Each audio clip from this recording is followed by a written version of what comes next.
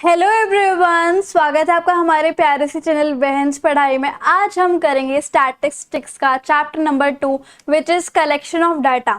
अब भाई डाटा क्या होता है? किसी भी चीज का रिकॉर्ड।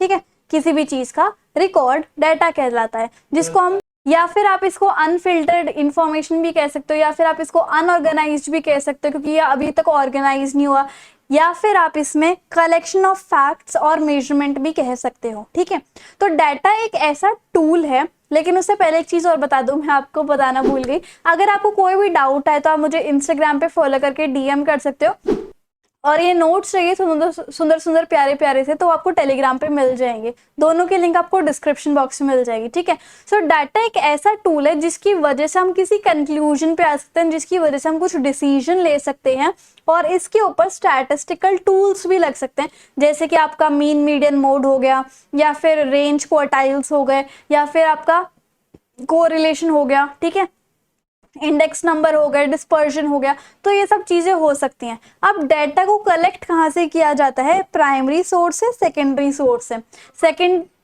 सेकेंडरी सोर्स में आपके पब्लिश्ड और अनपब्लिश्ड सोर्स भी आते हैं। अब सबसे पहले हम पढ़ेंगे भाई प्राइमरी डाटा क्या होता है। प्राइमरी डाटा वो होता है जो कि आप कह सकते हो कि फर्स्ट हैंड इंफॉर्मेशन, जो आप खुद कलेक्ट करके लाते हो अपने हाथों से।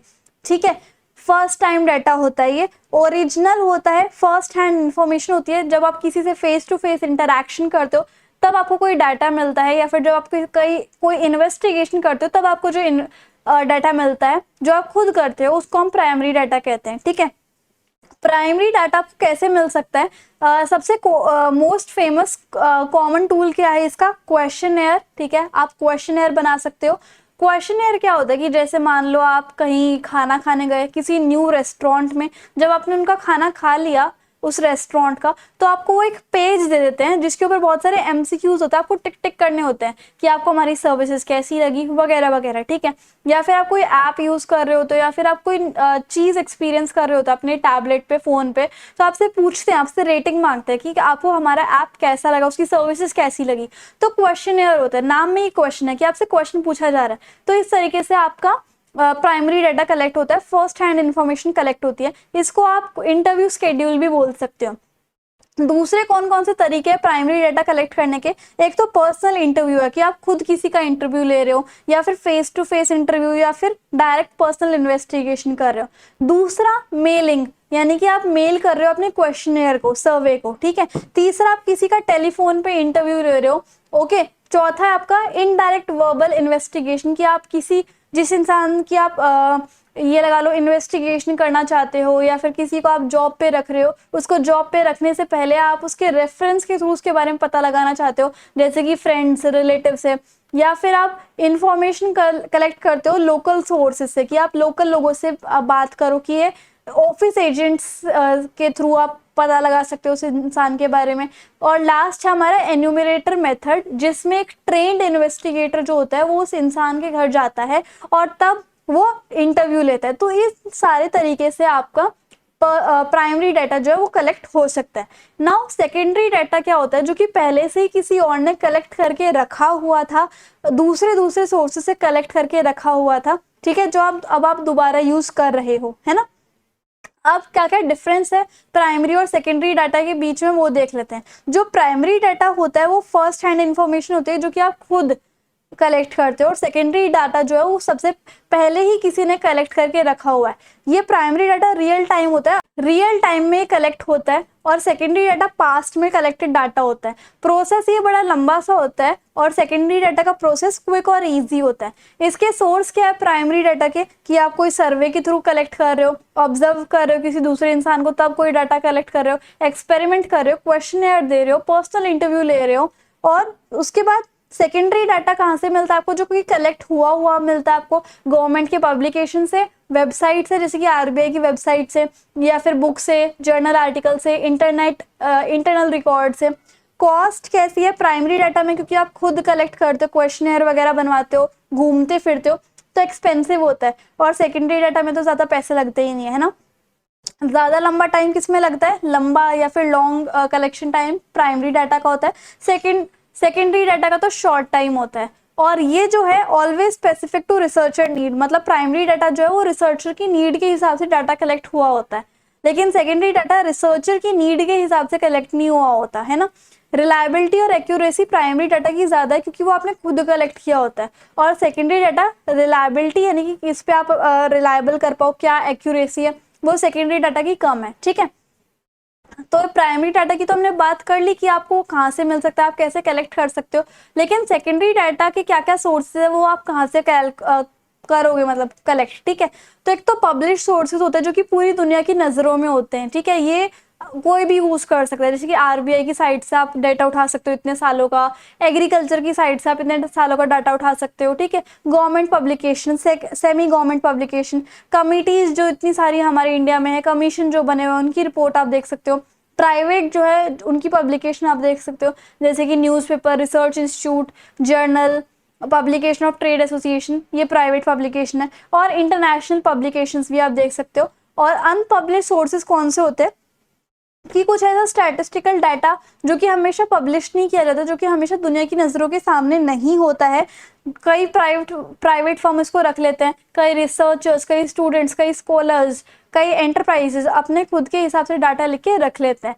तो ये वो अपनी एजेंसी से बाहर निकालना नहीं चाहते, लेकिन डाटा मिल जाता है, तो दैट इज अनपब्लिश सोर्स जो कि पब्लिश नहीं हुए होते। तो पब्लिश सोर्स और अनपब्लिश सोर्स दोनों को मिला के हम सेकेंडरी डाटा को कलेक्ट कर सकते हैं। और दूसरा सोर्स आपका वेबसाइट भी हो गया। अब हम आते हैं क्वेश्चनएयर पे। क्वेश्चनएयर को बनाने के लिए आपको कौन कौन सी चीजों का ध्यान रखना होता है। देखो, एक क्वेश्चनएयर तो आपको समझ में आ गया ना क्या होता है। ओके, सो यहाँ पर सबसे पहले आपको क्वेश्चनएयर पे ये बताना है कि आपका इन्वेस्टिगेशन जो आप कर रहे हो उसका क्या मतलब है, क्यों आप कर रहे हो इन्वेस्टिगेशन। दूसरा, उसके अंदर क्वेश्चन जो होते हैं वो रीजनेबल होने चाहिए, है ना, मतलब कम होने चाहिए, रीजनेबल होने चाहिए आपके क्वेश्चंस, स्मॉल होने चाहिए सवाल, क्लियर होने चाहिए, लॉजिकली वो अरेंज होने चाहिए, इंस्ट्रक्शन आपको पहले से ही बता देना है, प्रॉपर स्पेस होना चाहिए आंसर के लिए, क्वेश्चन इसी हिसाब से होना चाहिए जिसकी आप इन्वेस्टिगेशन कर रहे हो, उसी हिसाब से क्वेश्चन पूछे जाने चाहिए। पर्सनल क्वेश्चन आपको नहीं पूछने हैं, कैलकुलेशन वाले क्वेश्चन नहीं पूछने हैं, क्रॉस वेरिफिकेशन होना चाहिए, क्वेश्चन ऐसा नहीं होना चाहिए कि वो दूसरे को समझ ही ना आए, इसके अंदर नेगेटिव वर्ड्स यूज नहीं होने चाहिए, और क्वेश्चन के ऑल्टरनेटिव आंसर, मतलब कि ये आंसर भी हो सकता है, वो आंसर भी हो सकता है, ऐसा नहीं होना चाहिए। ओके, अब हम बात करेंगे कि पायलट सर्वे क्या होता है। जो मेन सर्वे होता है, जैसे कि आप सेंसस लगा लो, वो मेन सर्वे है, तो वो उसमें कोई दिक्कत ना आए इसलिए हम पहले छोटा सा सर्वे करवा के देख लेते हैं, ताकि अगर उस छोटे सर्वे में कोई भी दिक्कत आ जाती है तो हम बड़े सर्वे को करवाने से पहले वो ठीक कर दें। ठीक है, तो ये होता है पायलट सर्वे जो कि प्री टेस्ट होता है। अब हम आते हैं सैम्पलिंग के मेथड पे। तो पहले सैम्पलिंग देख लेते हैं क्या होता है। सैम्पलिंग मतलब होता है कि एक बड़ी सी पॉपुलेशन में से हम एक छोटे से सैंपल को ले रहे हैं, एक छोटे से यूनिट को ले रहे हैं, उसको हम सैम्पलिंग कहते हैं। ठीक है, अब सैम्पलिंग आपको समझ में आ गया क्या होता है। अब इसको कलेक्ट करने के लिए, सैंपल्स को कलेक्ट करने के लिए हमारे पास कुछ मेथड होते हैं, कुछ तरीके होते हैं।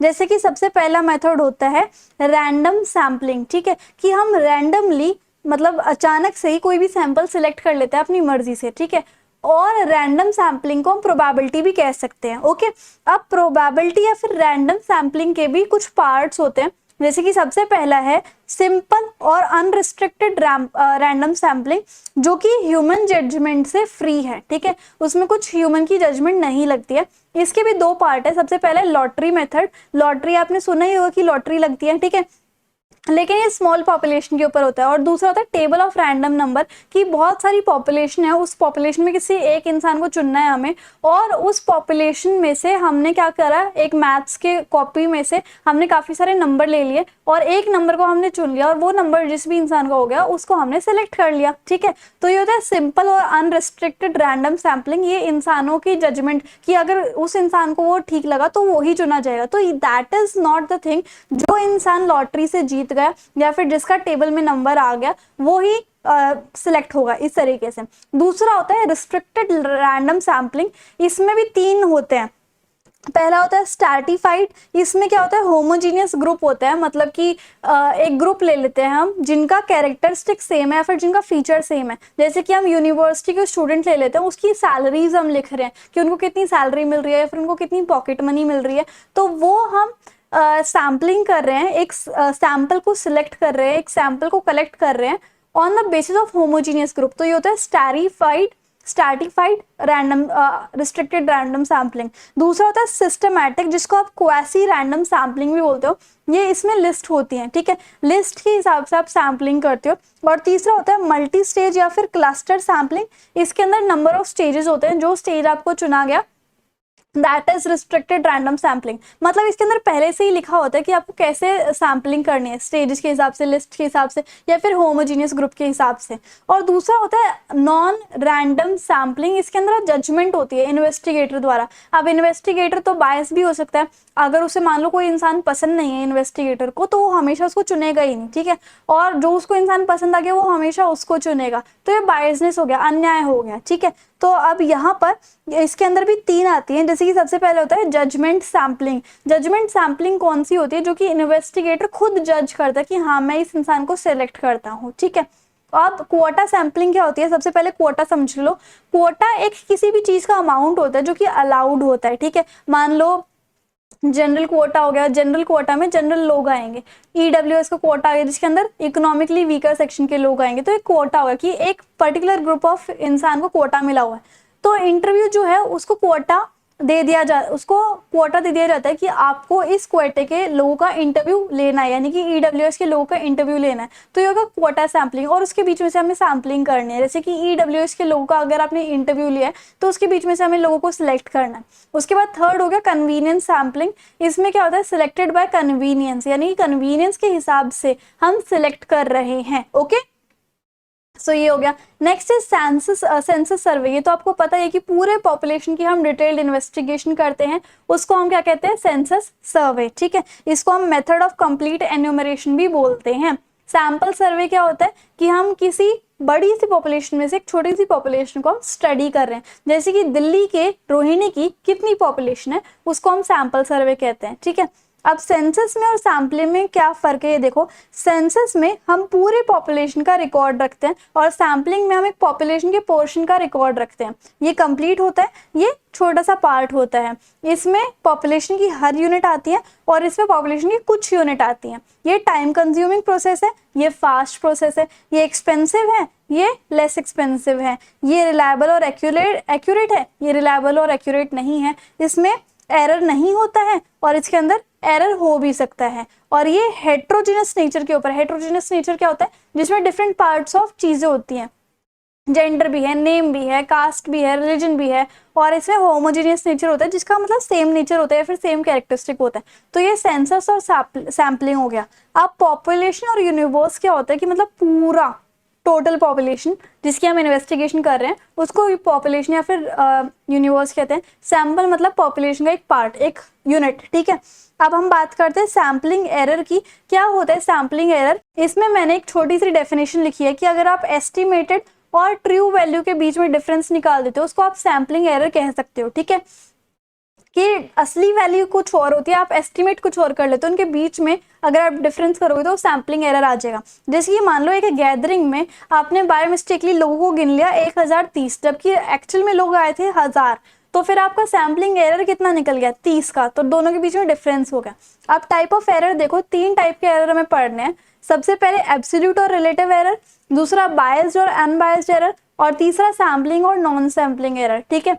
एब्सोल्यूट एरर क्या होता है? जिसमें आप actual value minus estimate value कर देते हो, जो मैंने आपको ऊपर दिखाया। जैसे कि यहाँ पर एक्चुअल वैल्यू आपकी 500 है, एस्टिमेटेड इतनी है 497 तो आपकी एब्सोल्यूट एरर कितना निकल गया? 3, दोनों को माइनस कर दिया।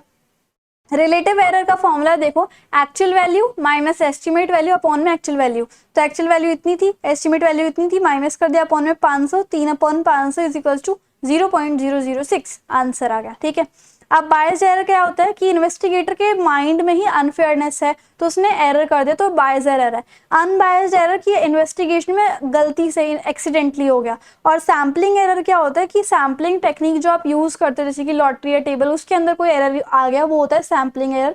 और नॉन सैम्पलिंग एरर यानी कि सैम्पलिंग टेक्निक से अलग कोई रीजन हो गया, तो तो उसे नॉन सैम्पलिंग मतलब कोई एरर आ गया तो उसे नॉन सैम्पलिंग एरर बोलते हैं। And now our last topic is कि सेंसस ऑफ इंडिया और NSSO, इसकी फुल फॉर्म याद कर लेना, नेशनल सैंपल सर्वे ऑर्गेनाइजेशन, इनके बारे में पढ़ना है। Sample of India census of India जो है वो पूरे इंडिया का सेंसस कराता है हर 10 साल में, जो कि पॉपुलेशन का कंप्लीट और कंटिन्यूस रिकॉर्ड देता है, ठीक है। और NSSO क्या होता है, ये गवर्नमेंट ऑफ इंडिया ने एस्टैब्लिश किया था ताकि हम पूरे नेशन का सर्वे करा सके ये सोशल इकोनॉमिक इश्यूज पे, जैसे कि एम्प्लॉयमेंट कितनी है, लिटरेसी, एम्प्लॉयमेंट कैसी है, लिटरेसी है, maternity, child care, public distribution system का यूटिलाइजेशन, मतलब सैंपल का सर्वे कराने के लिए, ठीक है। जो NSSO द्वारा डाटा कलेक्ट किया जाता है वो एक जर्नल के द्वारा या फिर एक रिपोर्ट के द्वारा रिलीज किया जाता है, जिसका नाम क्या है, सर्वेक्षणा, ओके, ये इंपॉर्टेंट है। जैसे कि एग्जांपल है size, growth rate, distribution of population, density, population projection, sex composition, literacy, ये सब चीज़ें। और these data are used by government of India, ये data government of India use करते हैं ताकि वो प्लान कर सके, पॉपुलेशन पॉलिसीज बना सके, ठीक है। तो इस तरीके से हमारी जो पूरा चैप्टर है वो फाइनली खत्म होता है। इंस्टाग्राम एंड टेलीग्राम पे जरूर फॉलो कर लेना। आई होप आपको मेरा पढ़ाया हुआ और वीडियो काफ़ी अच्छी लगी होगी। So if you like the video and the explanation then please do like, share, comment and subscribe the channel. Thank you so much.